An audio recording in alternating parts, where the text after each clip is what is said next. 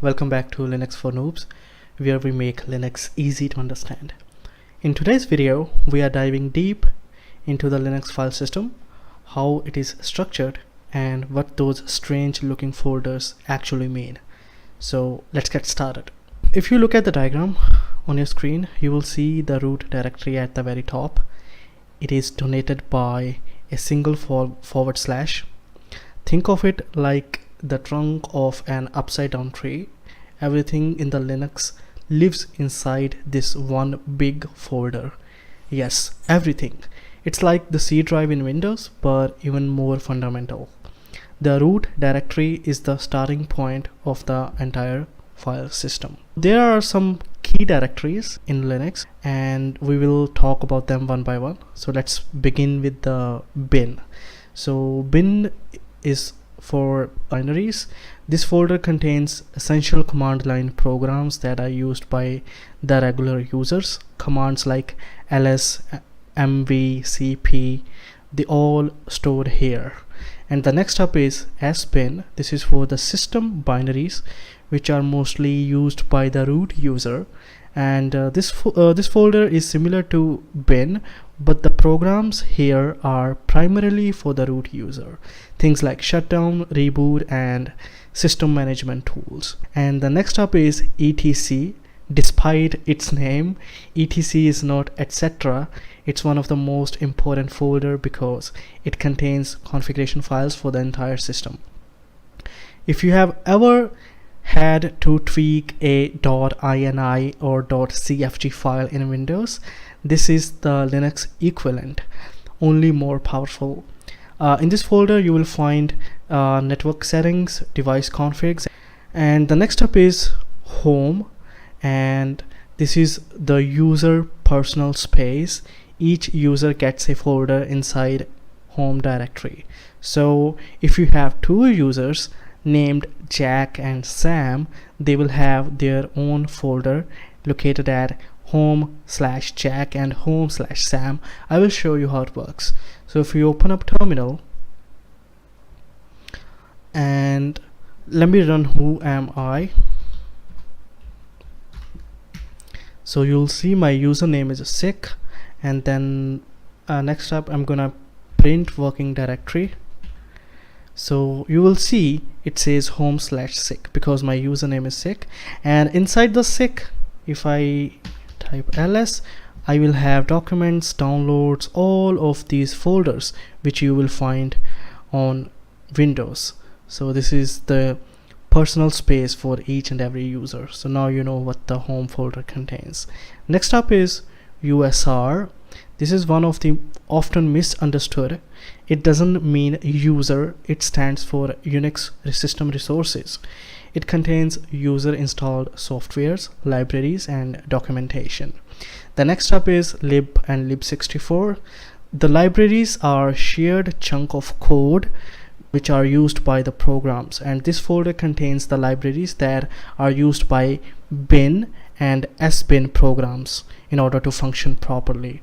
And the next up is var, which contains variable files. This folder has files which changes frequently, like logs, spool file, and cache. Think of it like a working folder for the system. And the next up is tmp, which is short for temporary files. As the name suggests, this is where the temporary files are stored. Most of these files get deleted automatically after you reboot your system. And the next up is dev, which is short for devices.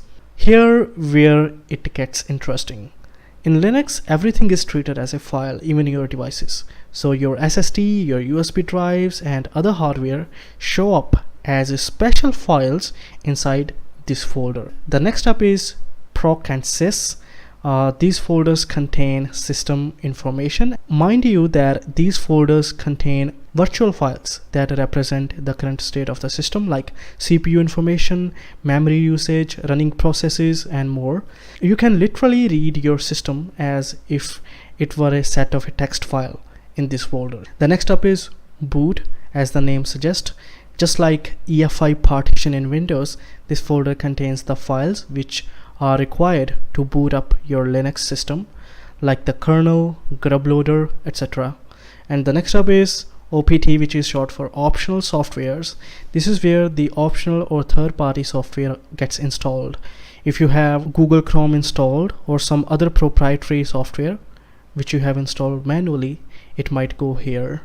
And the next up is media. If you plug in a USB drive or external hard disk, it will be mounted here automatically under this folder. The next up is run, which means runtime data, and the run directory is used to store runtime data for processes and services that start early in the boot process. This includes things like process IDs, sockets, and log files. We'll talk more about them as we proceed into the later videos. More importantly, it's a temporary file system which is typically stored in RAM. You can think of this as a workspace for services while the system is running. Once you shut down your computer, everything in this folder will be cleaned. And the next up is MNT, which is for mount point. This is a general purpose mount point used for manual mounting, often used by system admins for temporary mounts during maintenance. If you don't understand what exactly mount means, in Windows, if you plug in your, let's just say, SanDisk pen drive or any other flash drive, it will show as a separate storage like C, D, or E, right? But in Linux, everything which you connect to the system will be part of this one big giant folder. Alright, so in order to understand, you can think of it like C, D, or E drives are separate island in Windows, so you have to sail to different island when you are switching drives.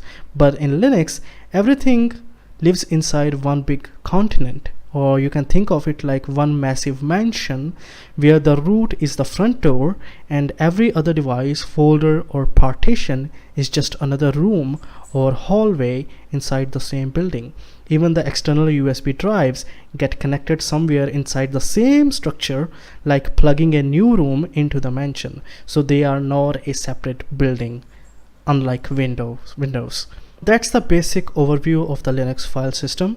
It might feel overwhelming at first, but once you understand that everything has a place and a purpose, it all starts to make sense. If you're coming from Windows, this structure might feel strange, but trust me, once you get used to it, it's powerful and elegant.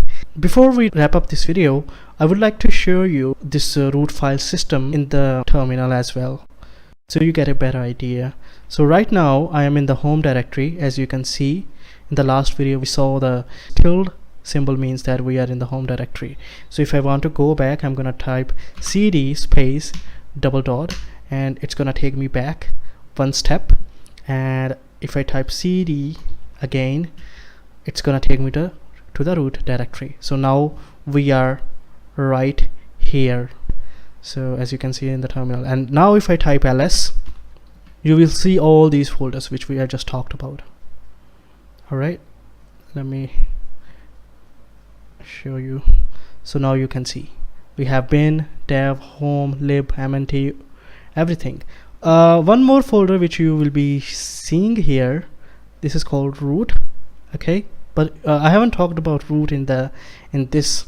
This is because the root and root user are two different things. So basically, just like we have users in the home directory, the root user will also have its own folder.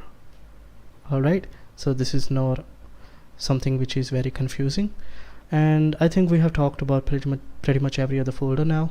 Alright, that's it for today, and if you found this helpful, don't forget to like, subscribe, and hit the bell icon, and let me know in the comments which Linux topic you would like me to cover next. Until then, stay curious, stay learning, and keep exploring Linux. See you in the next one. Bye.